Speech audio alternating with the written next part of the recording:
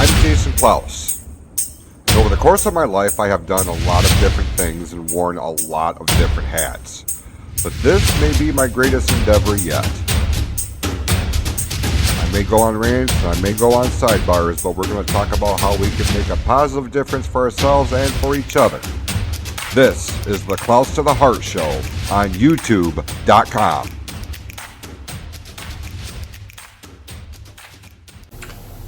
Hey everybody, welcome to the Clouse to the Heart podcast, the flagship show of the PFC Podcast Network, powered by Anchor.fm. I'm Jason Clouse. We're doing these simul-filming gimmick thing here with this episode.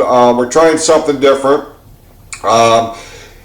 If you've watched any of my recent videos, either on Facebook or on YouTube.com through our Clouse to the Heart page on there, our channel on there, really, you'll notice a little bit of difference, right? We're back in Studio C, as it were. So this episode it's going to be different.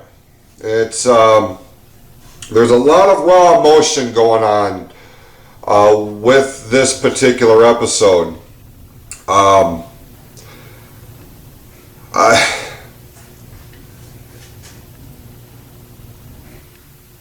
I guess that's why this topic this week kind of stands out to me. Again, we are filming this. We are kind of going old school, using one of my original cameras that I actually used when we would film the shows for the Michigan Wrestling Organization, and even incorporating it into when we used to film the old Showdown shows way back in the day. Longtime MWO fans will remember those. But I got kind of a different setup going on here this week, and with the change of venue and things of this nature, like I found myself going through some boxes that I had here, and lo and behold, there was several things that I had received as Christmas gifts, back last winter that I never opened, and one of them is like this noise reduction screen thing that goes around my microphone, so especially when I record using the setup that I'm using now, because I'm doing this, I'm recording the audio through the Anchor app. I got the video going here through an old school camcorder, and so we'll see how this shapes up, really. Ultimately, I'm like, I had to get a new episode recorded, obviously, but I find myself with a little bit of time on my hands, and I really wanted to incorporate something more to the YouTube channel too, because there's genuine interest in trying, people want to see the video recording of this thing, apparently. A couple of them do anyway, so I mean, if it gets, a handful of views on it, well, then I'll consider it worthwhile, right? Because otherwise, if nobody's watching, nobody's listening, what's the point in doing it? Now, this topic this week, it's going to be a little bit emotional, I feel like. You may be able to hear it in my voice as we speak. Fact of the matter is, we can have all the best laid plans in our mind, these ideas, these goals, these dreams, the end game, as I've called it many times. And we know what we want out of life. Like if you are somebody that's embarking on a new challenge, a new endeavor, you're going down a new path in life. Like you do that with, you have something of a goal in mind. And I mean, it could be a very basic goal, but I mean, there's something that you're working towards. There's some sort of destination for you in your mind. Now, for some people, it's a lot more defined. For other ones, they have a general idea. They're just going to kind of wait and see what all unfolds when they get there, or when they think that they get there. For those of us who have a clear and distinctive vision as to what we are working towards, when obstacles get thrown in our way,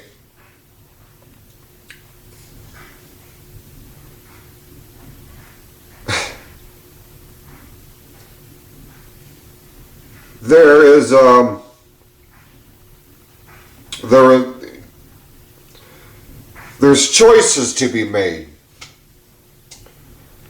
Now, self-admittedly, I'm an optimist. To a fault, as it turns out. I always try to look for the silver lining in life.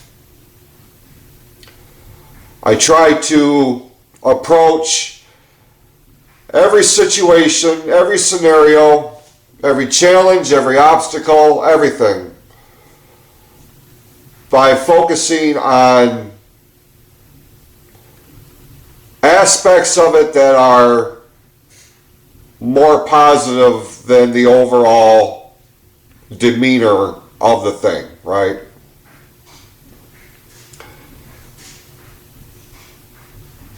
Also, self-admittedly, I am an overthinker. Almost to a fault. I don't let it become a fault because I use it as a tool for preparation. I try to think of every possible scenario, circumstance that could come my way that could derail where I'm trying to go or who I'm trying to be. And how do I respond to that in a constructive and meaningful manner? So a lot of times I will take the time, sometimes more than what others seem is a respectable amount of allotted time, to process how I feel about things. To process exactly what I'm thinking and what I'm feeling, instead of just going off on raw emotion, in which case, if I went a lot of times, and especially when we're dealing with emotional situations, like people respond and they react to the immediate hurt, the immediate anger, the immediate heartbreak, or any other ill feelings that they're dealing with, that they're trying to deal with. It's real easy to get diarrhea of the mouth, because in our minds, there's like a default button that most of us, in response to being hurt, we want to hurt the ones that we feel are hurting us. Ordinarily, that's with our words, either verbally or through text message, or something along these lines. That's why I'm very calculated about what I say. But there are things that will pop up from time to time that I just did not see coming. Things that you did not see coming, and therefore you are rattled. You're knocked down your knees. You're knocked off your path. These scenarios that I have talked about time and time and time again on this program, on this podcast, on this YouTube channel.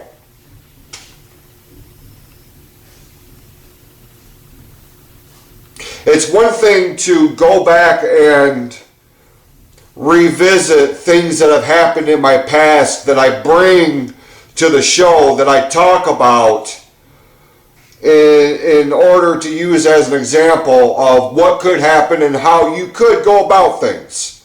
things that I've done that I felt were not the right way. I've learned from them, and this is how we should probably move, do things going forward. When I am dealing with it in real time on this level,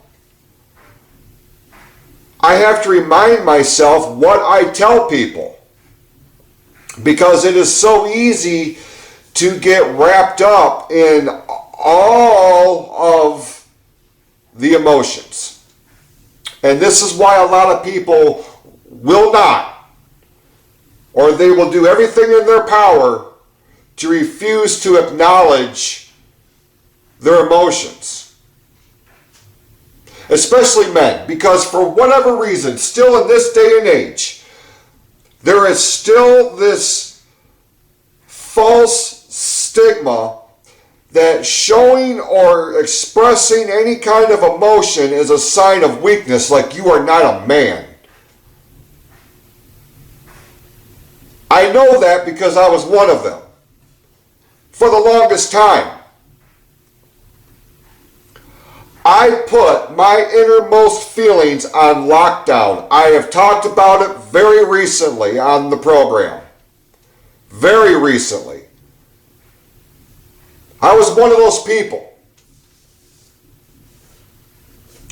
And even though I felt like in one part of my brain, like I was protecting myself, I was protecting my well-being mentally and emotionally, that it would take something pretty significant, a person pretty significant, for me to get to a level in my brain that would allow me to feel comfortable enough to express how I feel about anything, especially deep-rooted thoughts, feelings, emotions, things that I vowed would never see the light of day.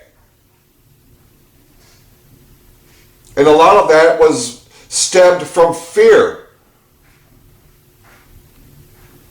Fear that it was going to be used against me, because it had been.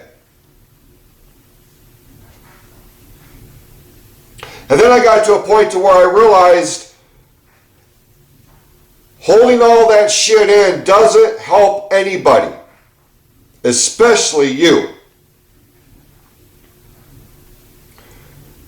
Because you can put on a brave face, you can put on this aura that everything is fine.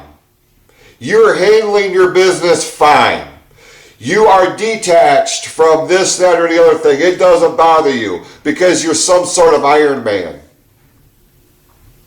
Because in your mind, showing any kind of emotion again is a sign of weakness. And I don't think that that's accurate. In fact, I feel like hiding behind those walls for any extended amount of time and not finding some avenue, one way or the other, to express how you feel, and hiding behind that is actually a bigger sign of cowardice than expressing what you're feeling. Now,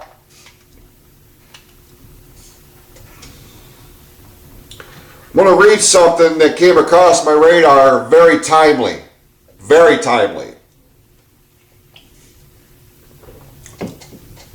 In my situation, as we sit here, right here and now, doing this. It says, never apologize for being sensitive or emotional. It's a sign that you have a big heart and that you aren't afraid to let others see it. Showing your emotions is actually, indeed, a sign of strength. I agree with that wholeheartedly. It is a sign of strength. Especially if you're someone who is worried and somebody who does not generally show any sort of emotion for the fear that it will be used against you in some way, shape, or form.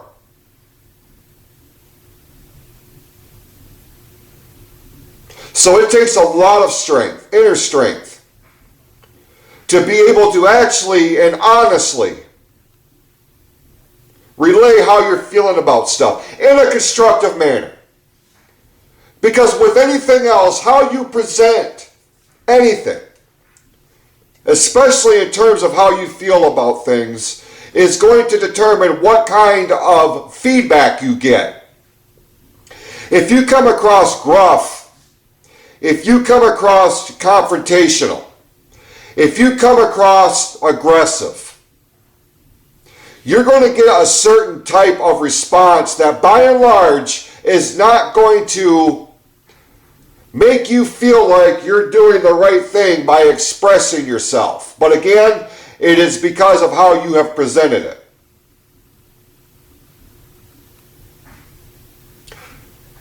Expressing how you feel about things is one of, if not the most important ingredient in terms of finding inner peace. Because ultimately, you know deep down if you're at peace with your life. Now, that's not to say that there won't be things about your life that you wouldn't mind changing or you wouldn't mind seeing go another way. But in the grand scheme of things, they are points of interest. You know, they're like on a checklist.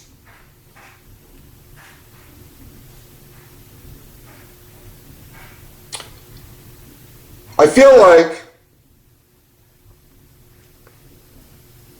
the sooner we come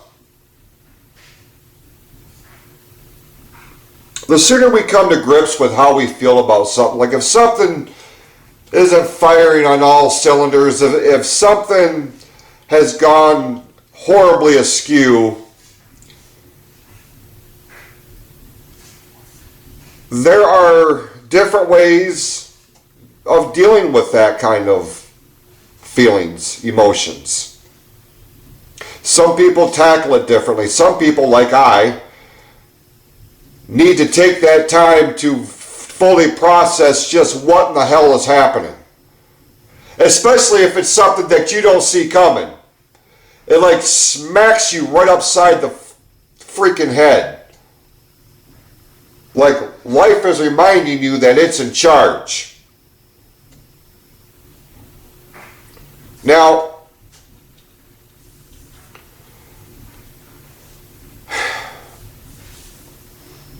it is important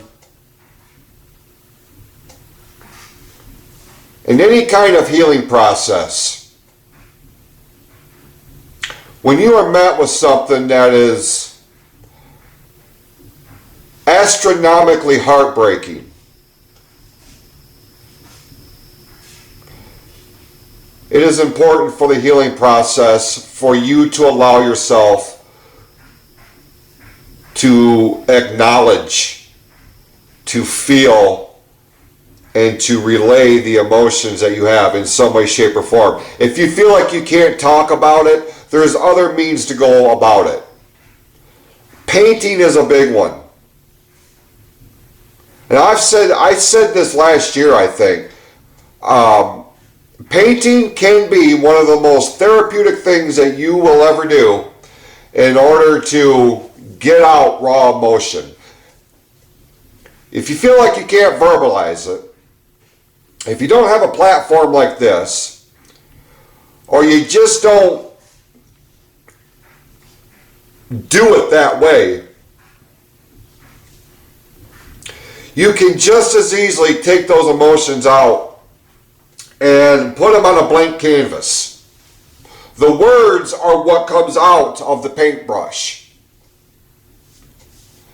And no one says that you have to set out to be the next Van Gogh or the next Picasso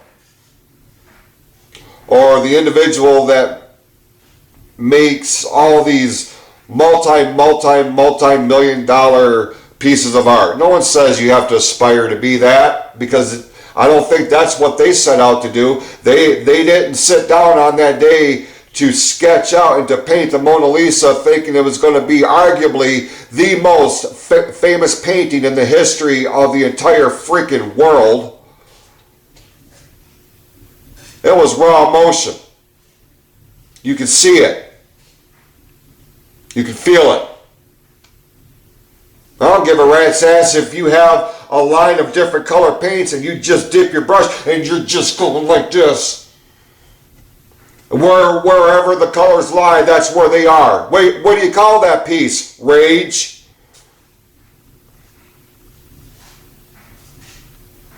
Heartbreak? Disappointment?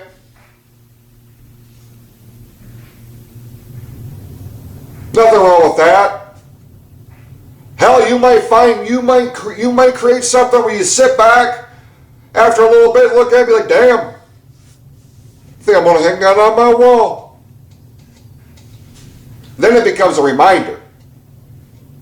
It becomes a physical reminder of what your emotions look like. That's just one aspect, one example. You can't talk to somebody, go buy yourself a journal. Spend a few bucks on a nice ink pen and just start writing. Write with the intention that no one else will ever see this. Write with the intention that it doesn't matter if you are forming perfectly constructed sentences with proper punctuation, proper use of commas. Nobody gives a crap about that. Especially if it's something that no one else is going to read.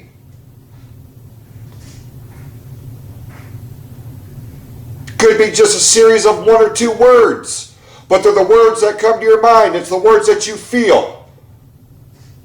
Or you may inadvertently be laying the groundwork for what could be a best-selling self-help book or some degree of entertainment, guidance, or otherwise for somebody else. We don't know. Stranger things have happened. There's absolutely nothing wrong with showing your emotion. There's absolutely nothing wrong with expressing how you feel. How you feel is important. What you feel is important. And don't let anybody tell you otherwise. Because I guarantee you, they wouldn't want that kind of treatment if the roles were flip-flopped. If they're feeling like crap about something, and they feel like they need to be able to express themselves, they would not like it if they felt like what they were trying to express was not taken seriously, deemed as inadequate, or anything along those lines.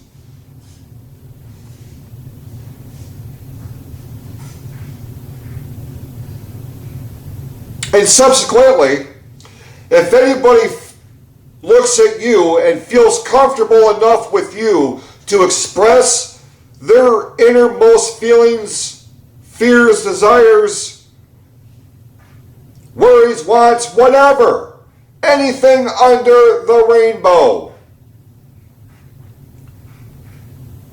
that's a pretty significant thing. That speaks volumes of what they think about you. You should not take that lightly. You should take that very seriously, especially if it's presented in a situation where they really need you. They really need you.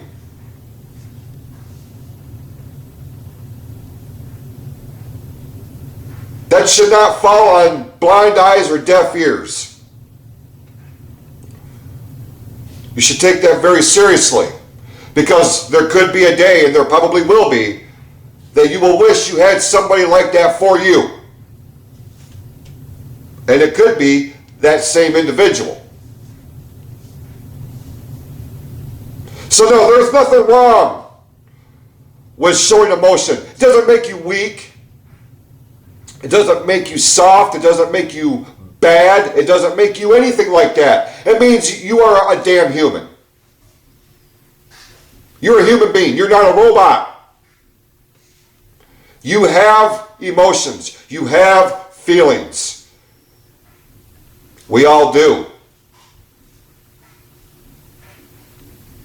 And it takes a hell of a lot more strength to express that honestly, openly, with the full intent of finding some sort of inner peace, or at least some sort of understanding that you can move on to the next day. Whereas today, you don't understand what in the hell is happening.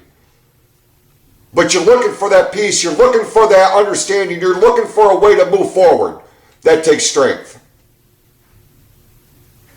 And don't ever let anybody tell you otherwise. If they do not have your best interest on their radar.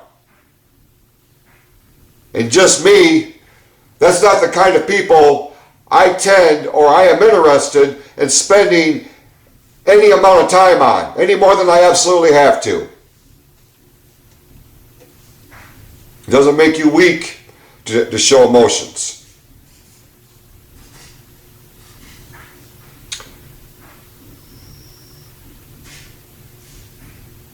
In fact,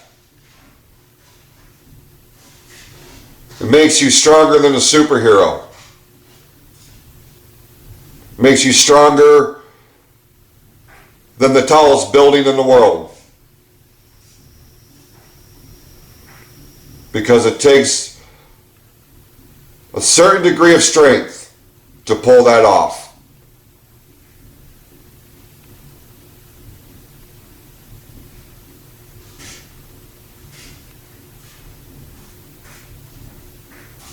It doesn't make you weak.